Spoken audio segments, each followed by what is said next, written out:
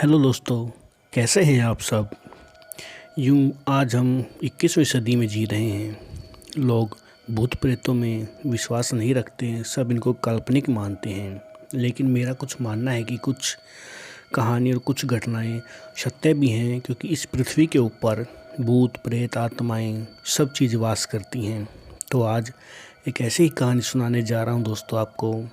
अगर वीडियो अच्छा लगे तो प्लीज़ चैनल को सब्सक्राइब करना और एक अच्छा सा लाइक ज़रूर करना। चलो कहानी की तरफ चलते हैं। ये कहानी है बेंगलोर शहर की। काफ़ी ऊंची ऊंची इमारतें हैं, लोग काफ़ी एडवांस हैं, वो भी इन सब चीज़ों को नहीं मानते। लेकिन वो कहा जाता है कि वहाँ किसी पोर्स एरिया में एक ऐसा मकान भी है जिसको बेचने की बहुत कोशिशें की गई, लेकिन नाकाम रहे, क्योंकि उस मकान के अंदर दो बहनें रहती थीं जिनको किसी अज्ञात लोगों ने, या कह लीजिए कि जो ख़रीद फरोख्त करते हैं, प्रॉपर्टी वाले हैं, उस मकान पर उनकी निगाह थी। उन्होंने हो सकता है शायद उनको मरवा भी दिया हो, ऐसा कुछ हो भी सकता हो। तो ये कुछ कहानी कुछ इसी तरीके से है। तो दोस्तों पहले बता देता हूँ, ये बिल्कुल एक काल्पनिक है, सिर्फ इसको मनोरंजन की तरह ही देखना। तो आगे कहानी की तरफ चलते हैं।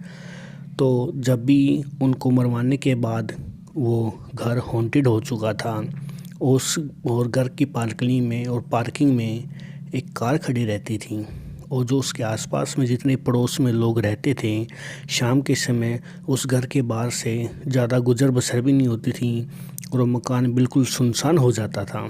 कोई आसपास जाना पसंद नहीं करता था, क्योंकि उनको कई बार ऐसा लगता था कि कार अपने आप स्टार्ट हो चुकी है और कुछ पैरानॉर्मल एक्टिविटीज़ होनी स्टार्ट हो जाती हैं।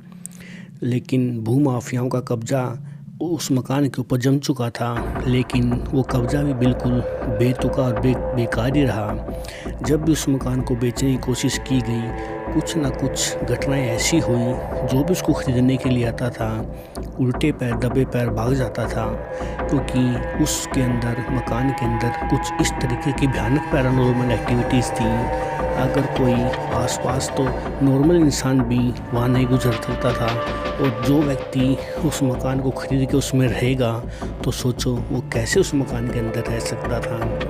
कभी कभी पड़ोसी बताते थे कि अपने आप मकान की लाइटें अपने आप जलने लग जाती हैं, आवाज़ें आने लगती हैं, और उनको तो ये भी सुनाई देता था कि कोई अंदर औरतें रो रही हैं। बड़ी भयानक आवाज़ें आती थीं।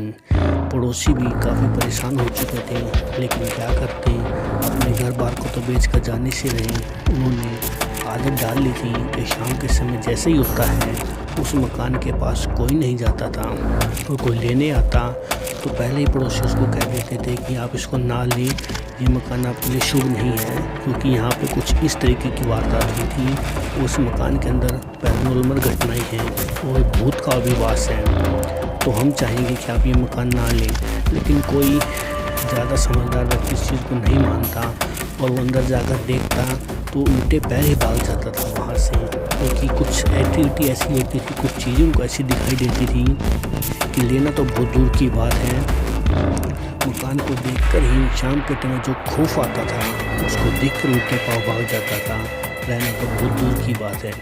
तो दोस्तों, इस धरती के ऊपर सब चीज़ मौजूद है, भगवान की बनाई इस प्रकृति के अंदर हर चीज़ मौजूद है। ठीक है, आज हम 21वीं सदी में जी रहे हैं, लेकिन भगवान की बनाई हुई कुदरत, उसकी हुई बनाई हुई चीज़ों पर हमें विश्वास थोड़ा बहुत तो करना चाहिए। बाकी आप समझदार हैं, आपको जो ठीक लगे वैसा आप समझ सकते हैं। तो दोस्तों, अगर कहानी अच्छी लगी है तो चैनल को सब्सक्राइब करना, और वीडियो को एक प्यारा सा लाइक ज़रूर करना।